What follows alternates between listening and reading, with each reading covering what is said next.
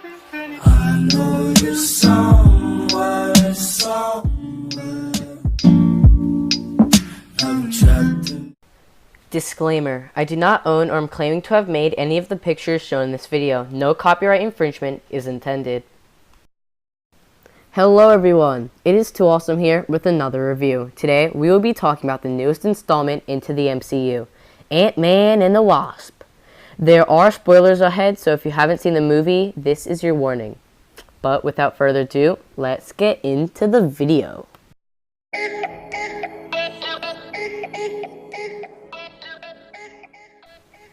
So obviously, no movie is without its flaws, and Ant-Man and the Wasp is no exception.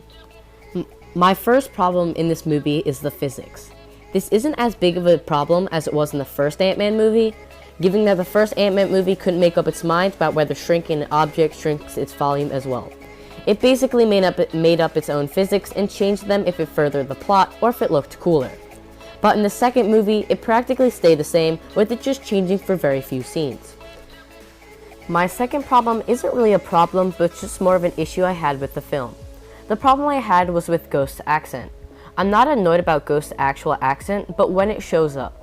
Because Ghost had an accent at the beginning of the movie and the end, but strangely disappears when Ant-Man and the Wasp break into the house and when she captures them.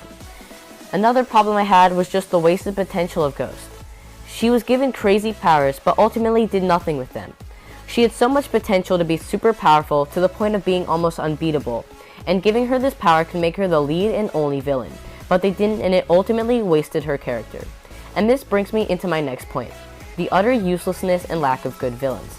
I know Ghost wasn't supposed to be a complete villain, and I totally understand her point of view. She is mere days away from dying and being ripped apart. But this movie introduced so many antagonists that they don't have enough time to develop them and make them into good characters. Like I said before, if they just made Ghost do more in the movie, then they wouldn't have to add the scary businessman and the FBI agents to give this movie more action and to move the story along. And going back to Ghost, I thought she was really cool and scary at the beginning of the movie. But then the more we learned about her, the more we see that she's just a normal, scared person, with abilities that are causing her to be torn apart. Now to talk about Janet Pym. My biggest problem with Janet Pym is, how is she alive? What did she drink? What did she eat? And this isn't a short period of time we're talking about.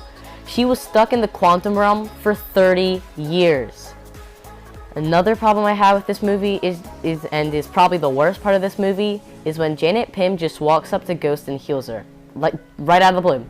Just heals her. No explanation. Just bad writing. I sort of have a theory about that thought and how Janet is able to heal Ghost, so I might make a video on that. But in a movie like this, it shouldn't be up to theories to explain such a big plot point.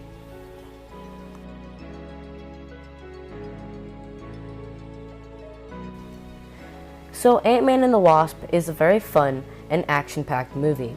Very few Marvel movies can make me laugh the way I did in this movie. It was just so funny, and I feel like most and if not all of the jokes landed. A lot of people are accusing this movie of being more of a light film and a filler movie, which in some aspects it is. But there's nothing wrong with it. I enjoyed the movie and definitely recommend it. It is not one of the best movies in the MCU, and is one of the weaker movies in the last couple of films, but I definitely enjoyed watching it, and I think it is a fun film. Overall, I give it a 3 out of 5. Also, one last point, that ending credit scene, you know the one I'm talking about, just wow. Wow.